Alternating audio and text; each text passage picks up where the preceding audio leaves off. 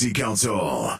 Good Thursday morning, Jonesboro. This is meteorologist Tim Root with your KLEK 102.5 forecast. Low pressure pulling in for the west. That'll keep clouds and showers at the forecast for today, tonight, and Friday. Mostly cloudy skies. The high today around 55, the low tonight about 48, and the temperature near 60 on Friday. Spotty showers over the weekend, spotty sunshine as well. The high over the weekend, 60 to 65. Jonesboro, that's your KLEK 102.5 FM weather. From Feature Story News in London, I'm Catherine Drew. US President Donald Trump has called on the media to stop what he said was endless hostility after suspected pipe bombs were posted to high-profile Democrats and CNN in New York. The FBI is investigating. Asian stock markets have followed Wall Street in plunging amid investor fears about profits and slowing growth. And on the British High Street, Debenhams says it will close up to 50 department stores with thousands of jobs expected to be lost. It's 9:01. Community Conversations is brought to you by Arkansas Early Learning, offering no-cost childcare in Jonesboro and Northeast Arkansas. Applications at arearlylearning.org. Arkansas Early Learning is a nonprofit organization. KLEK LP Jonesboro, the voice of Arkansas Minority Advocacy Council. It's now time for Community Conversations, a program focusing on the people working to make the Jonesboro community a better place, while offering viewpoints from all sides of the issues. The views expressed in this program are those of the participants and do not necessarily reflect the views of KLEK 102.5 FM, the voice of Arkansas Minority Advocacy Council, or our underwriters or sponsors. Good morning, everyone, and happy Thursday to you.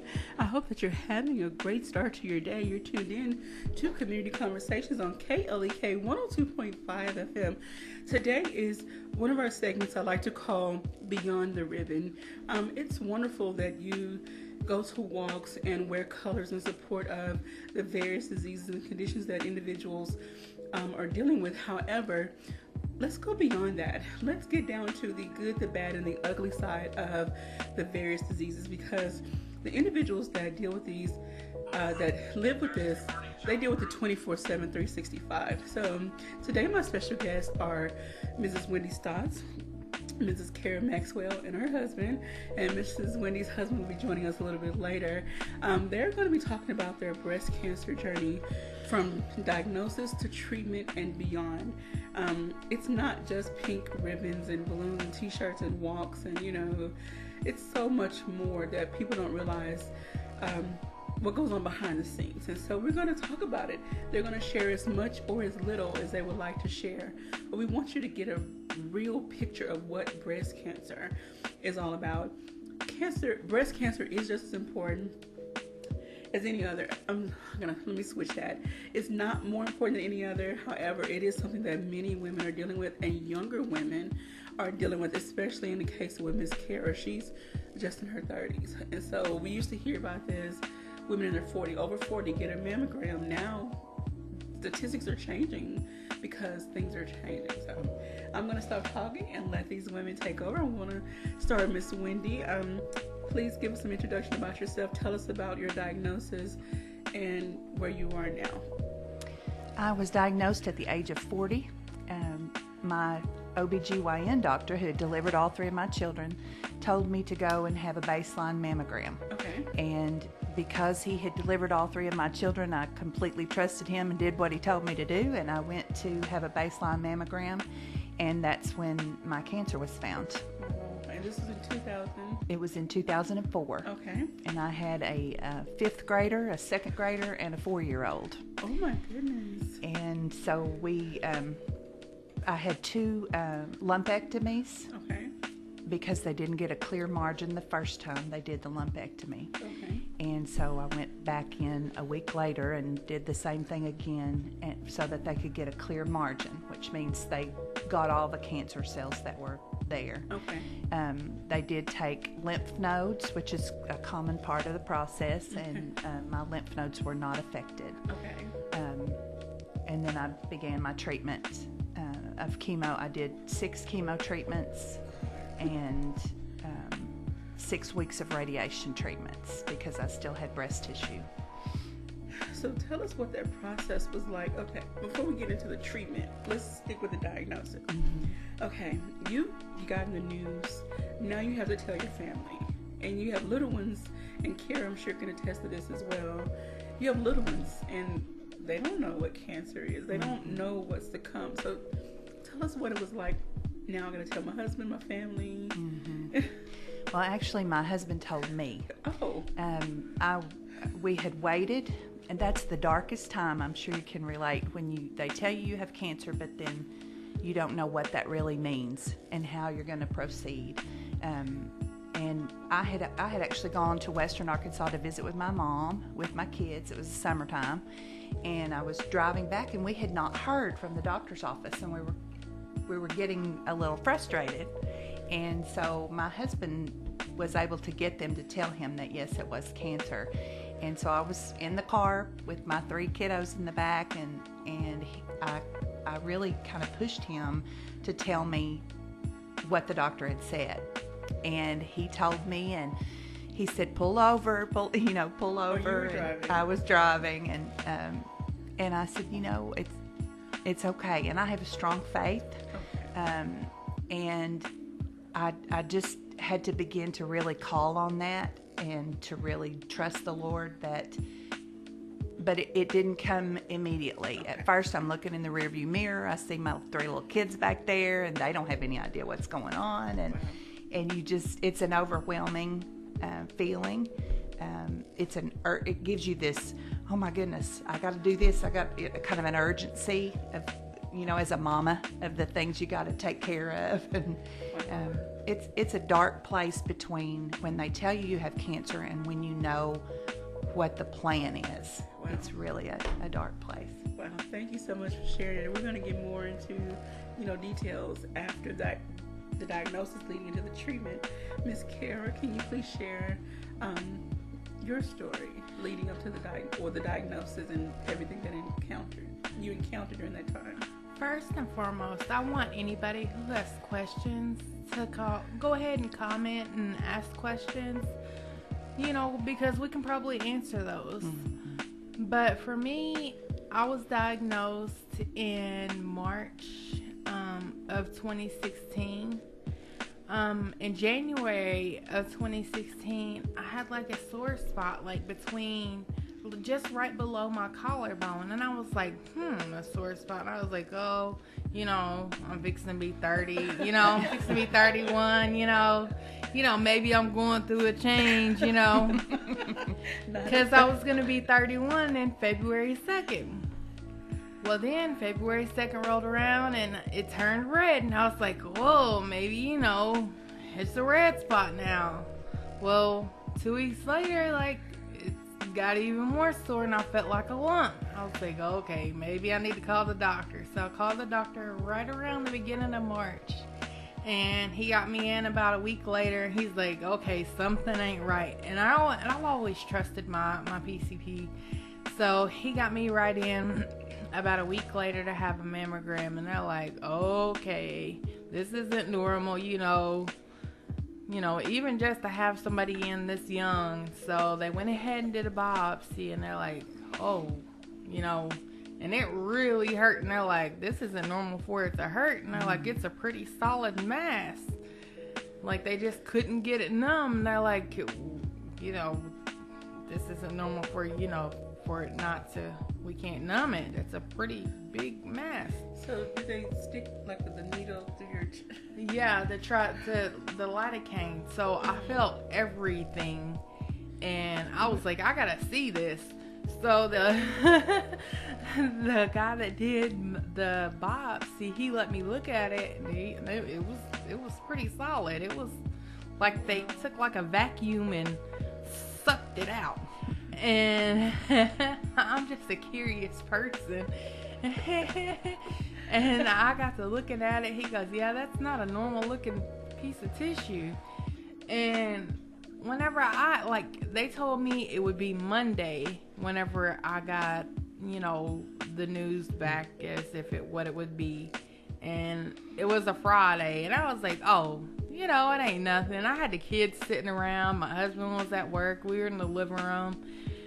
And I'm sitting in the chair, and I'm like, oh, it's got to be nothing, because they're already calling me back, and the kids are sitting there, and they tell me it's breast cancer. I'm like, breast cancer? What do you mean?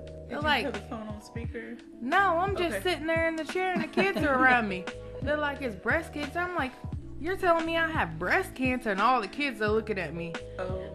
And they're like, yes, you have breast cancer. I'm like, you're telling me that I'm 31 and I have breast cancer, and the kids are looking at me all crazy. You're probably talking loud by this point. Yes. I'm like, no way. I said, y'all, are you sure you're calling the right person? They're like, yes, Miss Maxwell, we're calling the right person. I'm like, nuh-uh. I said, y'all gotta be playing with me. And me knowing Kara, that's probably exactly how she said. Yes. I said, y'all gotta quit playing me. Y'all are playing.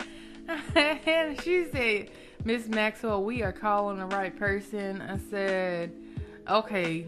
I said, so what am I supposed to do now? She's like, well, we have an appointment with a surgeon. I said, a surgeon already? She said, yes, you're going to meet with the surgeon, and we're going to tell you when you're supposed to do chemo. I said, chemo? I said, is it that serious? She goes, yes, it's that serious. Oh, wow. And I was like, okay. So I ended up doing 6 or 8, I can't remember, 6 or 8 rounds of chemo. I did 8.5 hours of chemo, 33 rounds of radiation. Went through, I did a lumpectomy where they just removed the tumor. And then, after that, I was supposed to be cured. Well, then I had 4 more mammograms. And then I had more biopsies, and they found suspicious spots. So then I ended up having double mastectomy. Well, for some reason, my body just does not like to heal. And after that, I ended up having the womb vac, which y'all have heard before on the radio. Last year, making all that noise. And I still haven't had reconstruction because it just does, no surgeon wants to mess with me. Well, because of that, I'm still dealing with lots and lots of complications, and it's been horrible. And this thing, you're even under 35. Yes, I'm 33. And so, the old, like, again, I would say back in the day, we heard women over 40. Once you turn 40, it's time to get a mammogram. Here we have proof that someone younger is getting diagnosed, and you have even met other young people with breast cancer. All right, so now you've gotten your diagnosis. They've told you what your treatments are. You've gone through several treatments. You have spouses and you have children. What was it like for them? Because they're going through that with you as well. So, and when your husband gets here, we'll definitely want to hear his side. But from your perspective, what was it like, watching your children and your husband go through this with you? My husband really, and he's not really a type A kind of personality except in his job, but he really kind of took the reins, and he did a lot of research. And because I had my mammogram and the biopsy done in Little Rock, and we lived in Wynn at the time. Okay. And going to Little Rock every day was going to be quite a drive, and so he really did some research, and I ended up doing my treatment and everything in Memphis at West Clinic. So I say this quite often, he was like the bus driver, and I just got in the bus and went wherever he took me. Because you are in such a fog when you get a diagnosis like this. I couldn't really think straight, and I'm usually very organized and on top of everything, but it was just, my brain was foggy. That's the only way I know to describe it. It's like being in an unreal situation. Like she said, you're telling me what?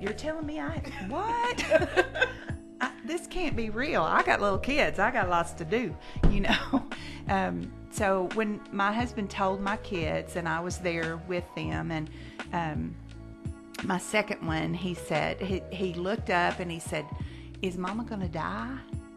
And now that will take your breath away. And my husband just assured him, no, that we had, the doctors had found this and it was treatable and I was going to be fine, but we were going to, Mama was going to be sick and we were going to have to be helpers and all that kind of thing. Of course, my four-year-old, she didn't really understand what was going on, but I did have a little situation with her after my hair was gone that was kind of life-changing. But anyway, to answer your question, it's hard to keep walking, but you just keep walking. You have to keep walking and doing whatever they tell you to do. Now, at the time, were you working when you got your diagnosis? I had just accepted a job. Okay. And we had just made a big move. We lived in Oklahoma City. My husband's in the ministry. Okay. And we lived in Oklahoma City. We had just moved back to Wynn. Had just been there for about 10, 11 months. And I had just taken a job, and I tried to quit because of the diagnosis and not knowing what that was going to mean. And the man that I was going to be working for, it was a dentist office. Okay. And he said, you come to work when you feel like it. He said, this is not any reason for, I'm not going to find anybody else. You come to work when you feel like it. Alrighty. Awesome. Now, and I'm going to ask Kara this question as well. You said you have a strong faith. Now, everyone doesn't react the same and receive the news the same. Did you ever have those people who were overly... Okay, when you were going through your down moments, they were not meeting you where you were. They were trying to push you to rise above or be or feel better. Then, you're processing this and you're trying to just understand it for yourself. But you have some people who don't respect your process and they're trying to push you to a place that you're not even ready or don't know if you want to be. So what was that like? I, on the other hand, had people who withdrew, and I found out who my real friends were and who weren't, who my real family was and who weren't. And it wasn't even just about blood. It was more about who was really there and who really wasn't, and who really mattered and who really didn't. It was about, and it's kind of sounds selfish but it was about who I really was and who I really wasn't. Because before, it was more about, I really depended on the outside of me, like my hair and my clothes and my makeup and everything else. But then I learned that it really wasn't about that. It was more about who I was. And I didn't depend on all that. And losing my hair and not depending on the makeup and my breasts and my clothes and how it all fit made me who I am today.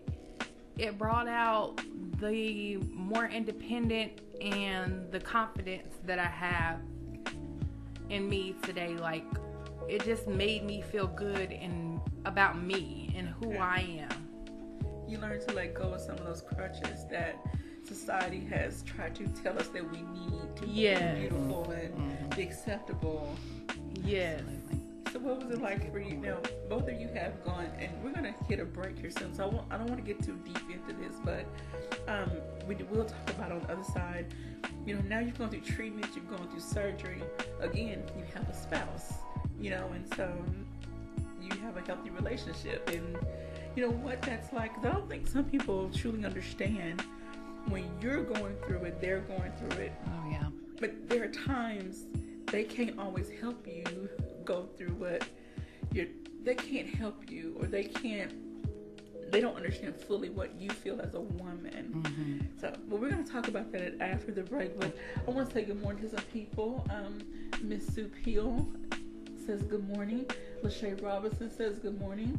I want to shout out to Mr. Jeremy Shepard and to Mr. Chu, all the way in West Helena. Thank you for tuning in. Hey, everybody. Good morning. And again, if you have questions or comments, nothing is off limits. I mean, they'll decide. They'll let you know. We'll answer it on air. We'll talk about it off air.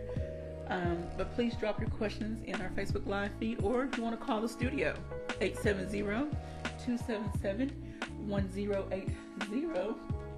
I want to say good morning to Miss Veronica. And again, 870-277-1080. We're speaking with Mrs. Wendy Stotts and Mrs. Karen Maxwell.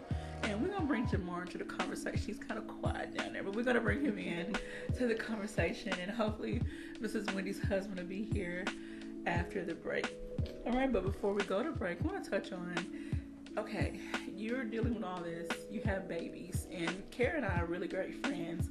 We met way back when her first son was a baby. So about 18 years ago. And so I know a little bit about her process, and she's leaned on me and shared some things. What was it like? Okay, your babies now know, they're watching mama go through the process. You don't know how, they're elementary school kids. Mm-hmm. What was the conversation like? Well, my oldest one, he's kind of always been older than he was, okay. So we had to make a move right after I had surgery, move houses, and he just really, really grew up during that time. Okay. There for a while, it was hard for me to sit up in the bed by myself, and just different things, because you're physically changed. Okay. And he really became a helper, just would help me. He wanted to help me, and that was a great thing. All right. Again, you're tuned in to Community Conversations on KLEK 102.5 FM, and we'll be right back after these announcements.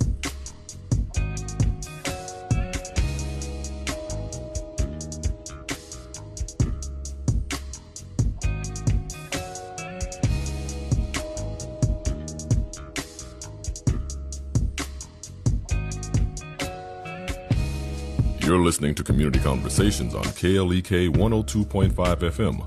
We'll be right back.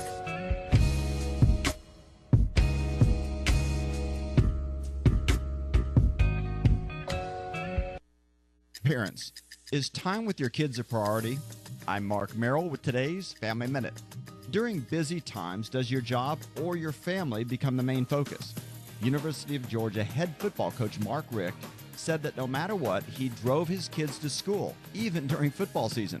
Spending that time with them was a priority. So, what can you do to make sure you're spending enough time with your kids during a busy season? Start by setting appointments on your calendar to spend one-on-one time each week with each of your children, doing what they want to do. If someone else asks you for a meeting during that time, just tell them you can't, and that you've got a really important appointment at that time. To listen to my podcast interview with Coach Rick, go to markmerrill.com. Remember, your family first. Family Minute is made possible by the Kappa Nu Omega chapter of Alpha Kappa Alpha Sorority Incorporated, a non-profit organization committed to service to all mankind. Kappa Nu Omega Alpha Kappa Alpha on Facebook and KNOMEGA1908.com. Family Minute is brought to you by the Gears Foundation, a non-profit organization providing students with assistance in their academic and career pursuits. Gears Foundation on Facebook, Gears_Inc. on Instagram, and the Gears Foundation at gmail.com. Cruise with KLEK September 5th through the 9th, 2019. Enjoy a 4-day getaway from New Orleans across the Caribbean in Cozumel, Mexico with your fellow KLEK supporters. Partake of sandy white beaches, diving, fishing, swimming, scoop diving, exotic marine life, dancing, dining, live entertainment, and fun. The KLEK Cruise September 5th through the 9th is your summer 2019 vacation getaway. The cruise will leave New Orleans, Louisiana on September the 5th, 2019 at 4 p.m. and return to New Orleans on September the 9th. There will be several activities planned for the cruise, which more details will be released soon. But you can't wait to the last minute. You must act now. Just a $25 deposit will reserve your spot on the cruise. For more information or to reserve your spot, call KLEK at 870-203-9951 or visit our website at www.klekfm.org. This event is a KLEK fundraiser. The McDaniel Law Firm, 400 South Main Street in Jonesboro, is a firm believer in justice and equality for the minority community. The McDaniel Law Firm has fought for our rights for over 44 years. The McDaniel Law Firm offers legal help for wrongful death as well as trucking and automobile accidents. Bobby and Brett McDaniel are available for a free consultation at 870-336-4747 or at www.mcdaniellawyers.com. On the KLEK Community Calendar, the Jonesboro Police Department will be hosting their third annual Trunk or Treat event on Monday, October 29th. It will be on the 700 block of Marshall Street. Several surrounding law enforcement agencies have been invited, and there will be food, dancing, face painting, and more. The event will start at 5:30 p.m. Visit klekfm.org to learn more about this and more events. The key to making this station even better could be parked in your driveway right now. Donate your old car to us, you'll get a tax deduction, and we'll tow it away for free. Go to klekfm.org for more information. And now back to Community Conversations on KLEK 102.5 FM. All right, welcome back to Community Conversations on KLEK 102.5 FM. We're speaking with Mrs. Wendy Stotts and Mrs. Kara Maxwell. Today we're discussing breast cancer. And this is our Beyond the Ribbon segment. Everyone wants to wear the pink and ribbons and balloons, fly balloons and do all the fun stuff. But there is a darker side, a more painful side to breast cancer that the patients and their caregivers go through. And so we want to shed some light on those things. Just basically take off the veil, lift the veil and share these darker sides with you so that hopefully you have a deeper understanding and appreciation for what the survivors go through. And while we are celebrating survivors, let's remember the fallen, those that,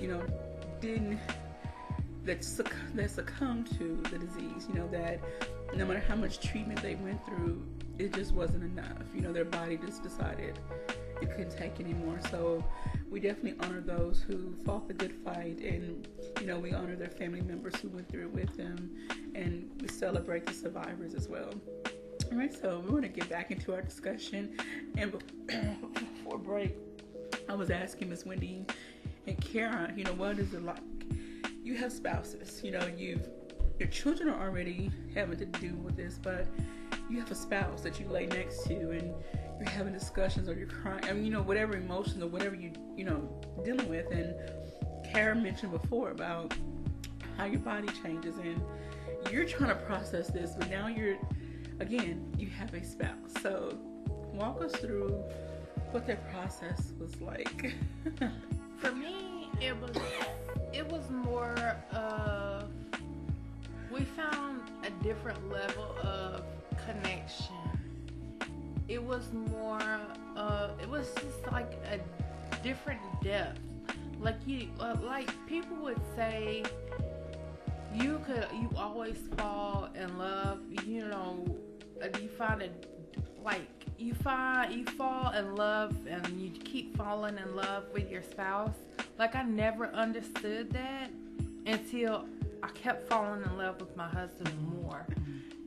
And just from the different things that he would do or say, or the simple ways that he would look at me. And it wasn't just for him doing things, it was just for him not doing things. Just for him allowing me to do things on my own. Just for him allowing me to try to do things on my own. And not saying, here, let me help you, or letting me to try to do it on my own, and then stepping in whenever he's seen I was struggling. Okay, that's sweet. Miss Wendy? Well, like I said, my husband was like the bus driver, and I just got in and went where he took me as far as my treatment and things like that. He was very. It's a lot like what Kara said. He wasn't overly trying to help. He just did. Yeah. And he wasn't. Well, I can tell you a couple of fun stories, different things that he did. But, well, from after the first chemo treatment, when you start to feel the nausea that just takes over, I don't know if he could tell by the look in my eye or what, but he would meet me at the bathroom, Yeah. And I didn't have to say anything. And he didn't say anything. He just was there. Okay. And then when my hair started to fall out after the second treatment, and they can tell you to the day when it's going to start falling out, and I was standing in the shower, and it's just coming out, and you just touch it, and it just comes out in your hand. And he came in the bathroom, and I was in the shower, and I was just sobbing, just sobbing. And he said, "Do you need me?" And I said, "No, I just need a minute. I just need a minute." And then it started coming out in just chunks. And so Monday, he came home for lunch, and I just had these spots. I said, "I cannot find anybody in this town to shave my head," and because it was Monday, and they don't usually work on nobody, hairdressers don't work on Monday because they work on Saturday.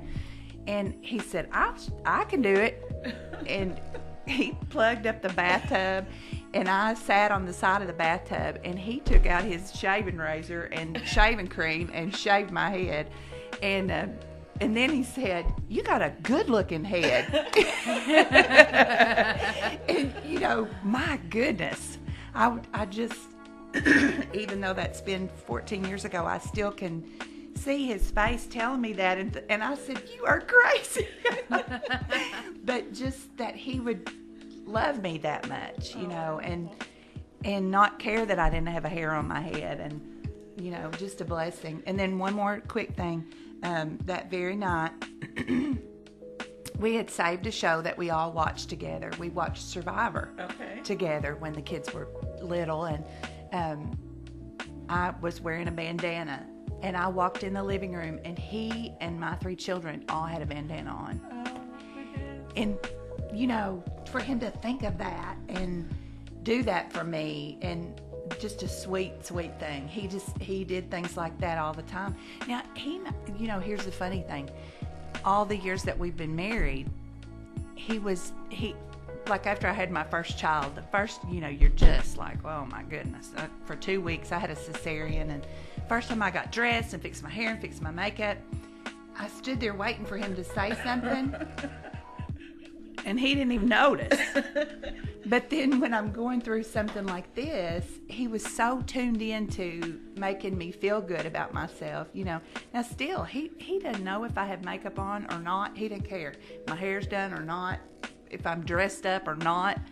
But during that time, he did everything to make me feel like everything was good. Awesome. He's a funny guy anyway, so. Well, I want to bring Mr. Jamarian. What number's on your microphone, sir? All right, so we're going to bring Mr. Jamarian, since he was brave enough to sit at the table with the ladies. We want him to share, from the male perspective, the husband perspective, and the father, what it was like for you. And even now, because as Kara mentioned before, she's still dealing with the onset of other issues relating to having breast cancer. So share your side, please.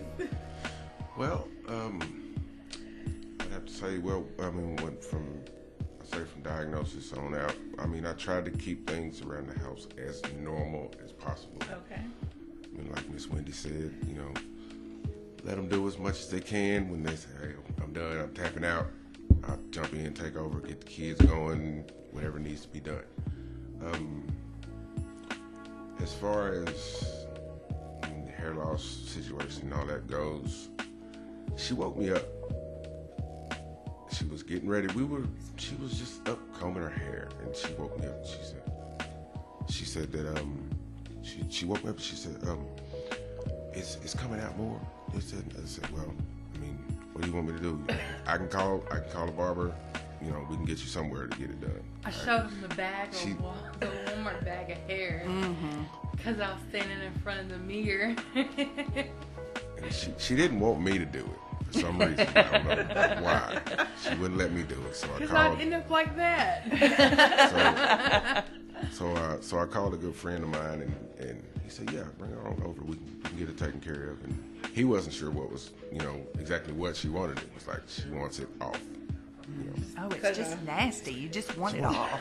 I said, what you want? You want a low fade, a low cut? She's like, no, just take it off. Get it off. It's gonna come out anyways. Just take it off. Oh. But yeah, I mean, I've said it before. I'll say it again. I mean, you really just can't let it take control. That's where the hard stuff comes in, really. Try to keep everything as normal as possible. We had a vacation planned right around the time that her treatments were supposed to start. Instead of moving the vacation, we shuffled the treatments around. It was like, look, we got this trip planned. We don't want to miss it. It's like, well, we'll push the treatments back a week. We still had as much fun as possible. That's awesome. That's awesome. I'm sure. Yeah, my oncologist pushed it back for like a week. He's like, go have fun. Go have drinks. So we spent the 4th of July on Pensacola Beach with no mosquitoes, kids playing in the grass, watching fireworks. It was nice. Wow.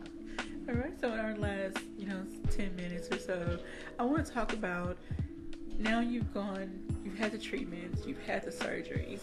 What has life been like, trying to find your new normal? Ms. Wendy, you are working with the Single Parent Scholarship Foundation Fund. And Kara, unfortunately, is not able to work because she's having to do so many other things, but she stays busy with the children, with school projects and community projects. And so now you're trying to find your new normal again. Tell us what life has been like since then. Then you still have people who, first let me ask this question. Do you have people that still want to give you sympathy when you tell them I'm a survivor, even though you're doing well, fairly well as can be? Do they still want to offer you sympathy? Give you that, that kind of. So it's kind of like what Kara was saying earlier, that you find out from the beginning, you learn. It scares people, I think, and they don't really know how to respond in the beginning. Okay. I think they don't know how to respond even after you're in the midst of it. Wow. And, I can remember walking out my back door not long after I was diagnosed and had a treatment or so, and a lady that I did not know from the house next door, because we'd just moved into this house, she comes over to me and I didn't know her, but she starts to tell me about her friend who had the same thing that I had and that she passed away. Oh, I can't stand those. And I'm like, really? Yeah, those ones are like, are you kidding me? Do you my hear jaw yourself? Always just drops like, oh, thank you so much. I'm so glad you told me. Well, even as, and I kind of struggled with that because I wanted to go, listen, lady, but I just stood there and took it. And then I go in the house and I'm bawling, and my husband's like, what? And I said, here's what she said. And he said, Wendy, people just don't know what to say. And then they say things they shouldn't say. So I would advise, I just want to add this little piece here. If you don't know what to say to somebody when they've been diagnosed, don't say anything. Yes. Don't say anything. Just pat them on the back or say, let me pray for you, but don't tell them about somebody that died. Yeah, don't do that. Please don't do that. That's the last thing the person wants to hear. Yeah. Yeah, and you're very early on in the situation, and your emotions are raw, and you don't know what you're facing. So just don't tell anybody who's been diagnosed about how it went bad for somebody. 1 in 8 women is diagnosed with this. 1 in 8. That's a huge number. So you're going to come in contact with somebody that has been diagnosed. Just to say a little bit more about my faith and what the blessing that this became for me is that I clung to the Lord in a way that I had not previously. And so out of it, out of the whole experience, and it goes on, you're never like Kara's still walking through it, and I still have things that I deal with physically because of it, even though I don't have any cancer anymore, and I had a second diagnosis and they did the mastectomy and the reconstruction, and you and I need to talk about that when this is over, is if you haven't done the reconstruction yet. But it's always a part of your life, but like he said, you can't let it take over. Okay. It doesn't define me. It's not, I mean, I am a survivor. I'm an overcomer. I really like to call it an overcomer. But it kind of changes your perspective on everything. You understand that life is not forever, and then we're not immortal. But it does change your life, and it's not like once you're done with treatment, it's not like you're done with breast cancer forever, because you live with the side effects forever.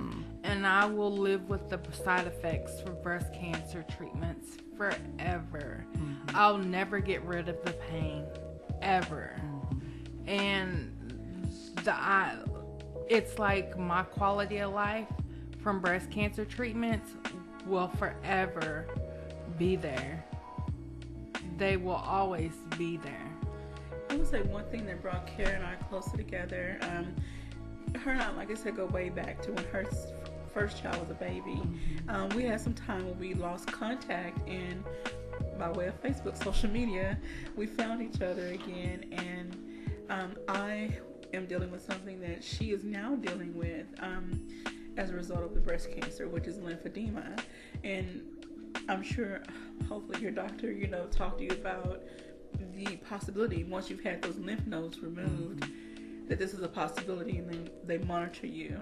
This is a conversation I've had with other people, so this, I know a little bit. But Kara and I got closer because of that, and she's helped me do research. We've both done research, and we try to be there to support each other. So having a support system after the fact is also very, very important as well, along with your family and your children. And Miss Wendy, none of the children are older. Are you able now to have more mature conversations about what life was like in the early stages? My kids remember so much about that period of time.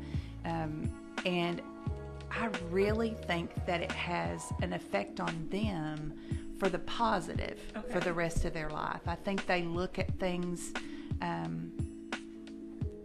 just differently. I think they recognize and understand that this world is not all there is. And what we go through and the hurt that we face is because it's a broken world. And I think they understood that deeply from a young age, and it really, they all three want to do things that make a difference in the world. That's awesome. I think and I do too, that my job, like you mentioned with Arkansas Single Parent Scholarship Fund, it makes a difference in people's lives. And I'd worked in corporate marketing and public relations before. I didn't want to do anything that was just about helping somebody else make a lot of money. I wanted to do things that made a difference. Wow. See, my 10-year-old went yesterday as career day as a nurse, as a breast cancer nurse. And she went in front of the class, and she took some supplies, and she demonstrated everything.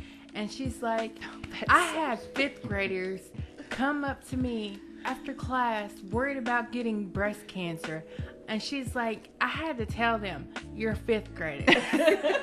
She's like, but even the teachers were amazed at how much I taught them and now they want to go get mammograms. I said, well, you did a good job. Yeah. She's like, so I feel like I'm meant to help people. I know I've got to go into the medical field. I said, well, good job. She goes, I'm going to be a breast cancer nurse. I said, well, that's what you want to do. You go do it. That is sweet. That's she good. knows so much about breast cancer. It's like, it's amazing. And I think this is hearing you all say that, as adults, we need to start engaging our children in more discussions.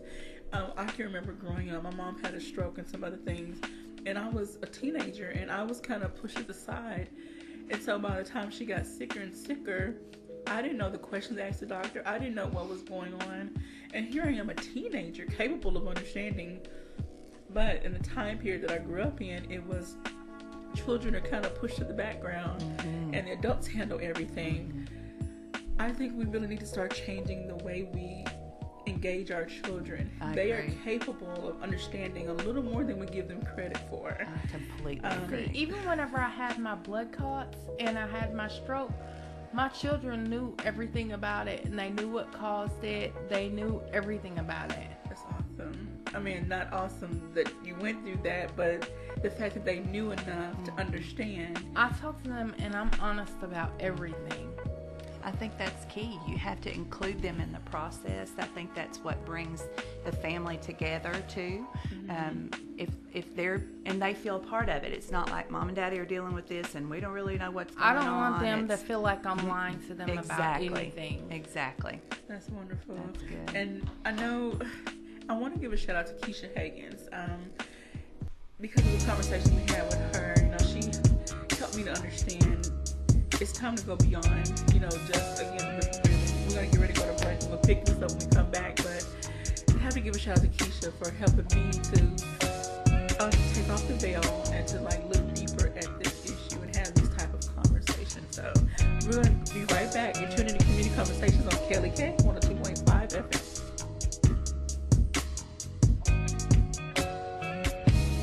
FM. You're listening to Community Conversations on KLEK 102.5 FM. We'll be right back.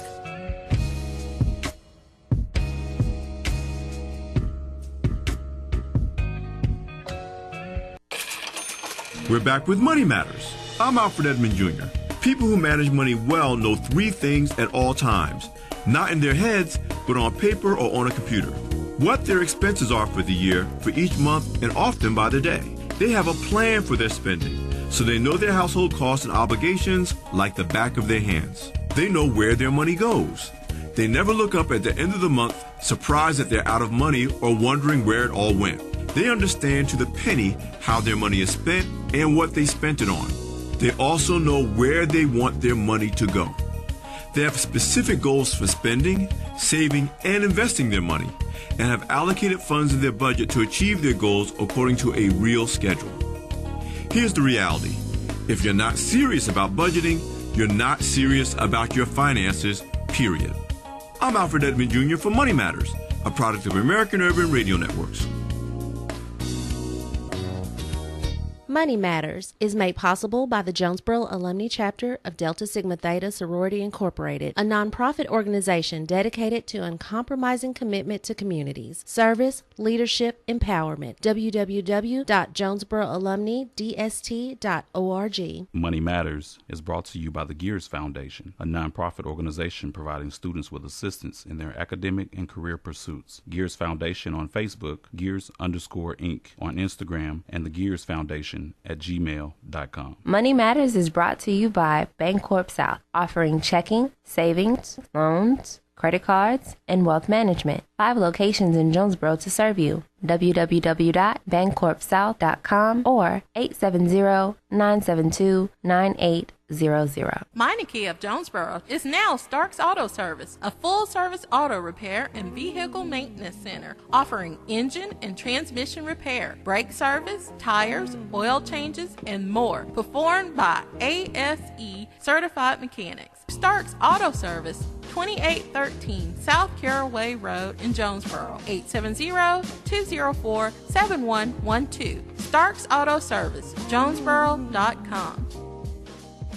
Revival services with the First Baptist Church family under the direction of Reverend Curtis R. Wilson will be October 23rd, 24th, and 25th at the church located at 700 Kitchen Street. Prayer, praise, and worship begin each night at 7 p.m. Associate Minister Reverend Wendell Smith, Associate Minister Reverend Johnny Moore, and Associate Minister Reverend Gregory Alexander are the revivalists for these services. KLEK thanks CJ Pepper and the staff of Life Strategies Counseling Incorporated for helping people through hard times in life such as depression, family issues, stress, abuse, and more. They offer counseling and therapy for all ages, individuals, families, and groups. They are located at 1217 Stone Street. Phone number 1-866-972-1268 or online at lscihelp.com.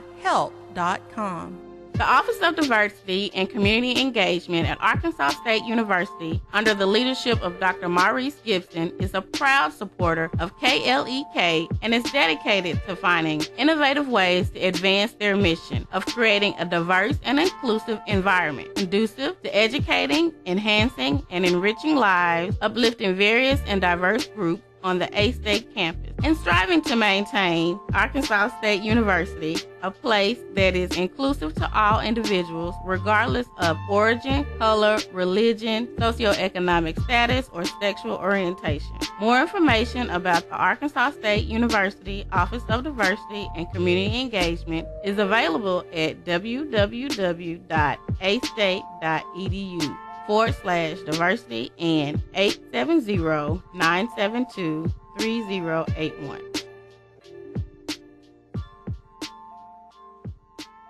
Alpha Phi Alpha Fraternity Incorporated, Mu Omicron Lambda Alumni Chapter presents our annual Smoked Turkey Scholarship Fundraiser, with proceeds benefiting ACT testing scholarships for area students. Prepaid orders for turkeys and turkey legs will be taken through November 9th, with pickup on November 19th. Ordering and other information is available via any member of the chapter or on the KLEK website, www.klekfm.org. And now back to Community Conversations on KLEK 102.5 FM.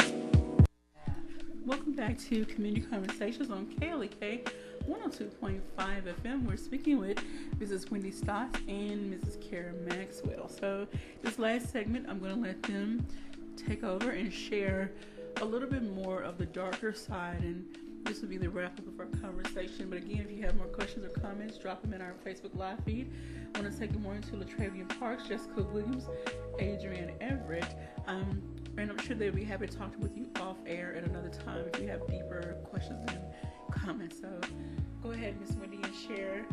I mean, this is your time to open up. Let people know the dark side of breast cancer. Well, Kara has a different story than I do, and I think what she's really brought to light just during the break, what I learned from her is that what we really need to be creating awareness about is that all the research needs to take place regardless of the age of the patient. So, you know, that may be the focus that comes out of what we're talking about here, is that to make people aware so that we begin to cry out that the research needs to take place on patients who are younger than 40.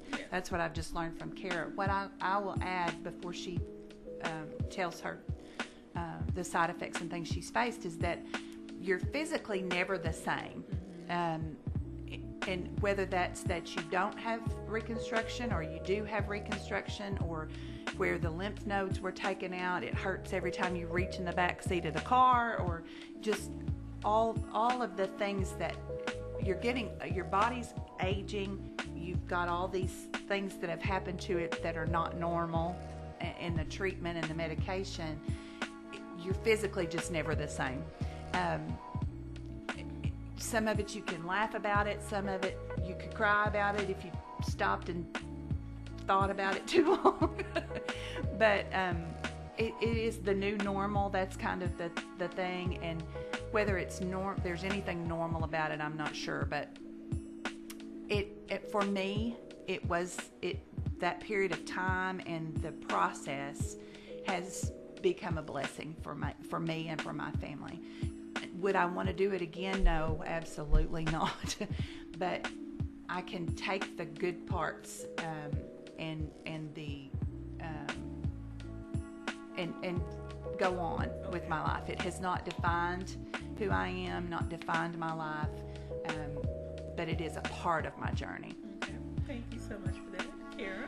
Okay, so the treatments aren't adjusted for anybody under the age of 40, as they don't test for anybody under the age of 40. So when they give the chemo and radiation to anyone 39 and below, they give it as if you're 40 or above.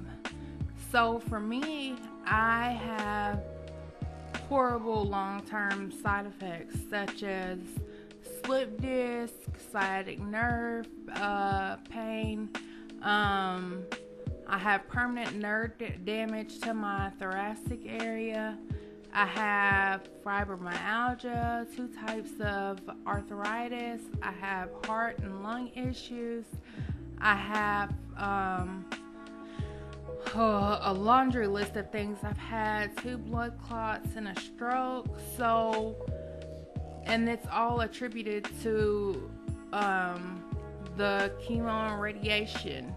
And the doctors are attributing it to overdosage of chemo and radiation, saying, you know, if they could have adjusted it to my age, then it probably would not have happened. So we need more studying, more testing, you know, for people who are younger, so that we don't have this problem. And in my support group online, a lot of ladies are having these issues. A lot of ladies are having these long-term side effects because of the unadjusted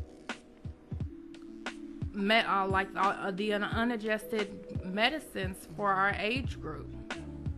Well, hopefully from this we can see more lobbyist groups pop up to advocate for less aggressive treatments versus medical professionals seem to think they know what's best, but it's the patient who knows what's best for them. So hopefully from this conversation and many other conversations, we will see more advocates say, okay, enough is enough, less aggressive treatment. While we do know, statistics show that for women of color, the breast cancer can be more aggressive because of the type. And we also don't want to leave out men can get breast cancer as well. You have the same breast tissue. So men, please get tested as well. I want to see a lot more research, a lot more advocacy for those things that are important. I like to see some of the older ways of doing things, I don't want to say done away with, but like you said, adjusted. Yeah. Because everyone has different needs, requires different treatment, different levels of treatment. And we can't apply the same treatment to everybody. It just doesn't work that way. Right. Yeah. So again, we just want to encourage you out there to continue this conversation. You know, don't let it fall just in October. Don't let it die just on one day. Continue the conversation 24/7, 365. And the individuals who are diagnosed with breast cancer live with this 24/7, 365. Their families live with it. You know, everyone else they are around lives with it. They're going through this process with them. I want to thank you all so much for sharing your stories. I hope someone was inspired to get tested, be an advocate, use their voice for something. So we hope that, again, you can go beyond the ribbon, take off if the you veil. need someone to go with you for a mammogram and you're scared to go, contact me. I'll walk with you. I'll hold your hand. Absolutely. All right, so you have no excuse not to go. And I'm over 40 and I haven't. Okay, that's another story. I need to get on my job. Yes. Yes, cute. I want to thank everyone out there for listening and tuning into our Facebook Live feed.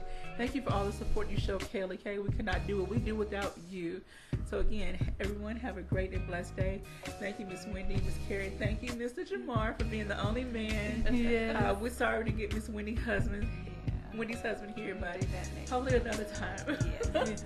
All right. Thank you, everyone. Have a blessed day. Bye. Bye-bye.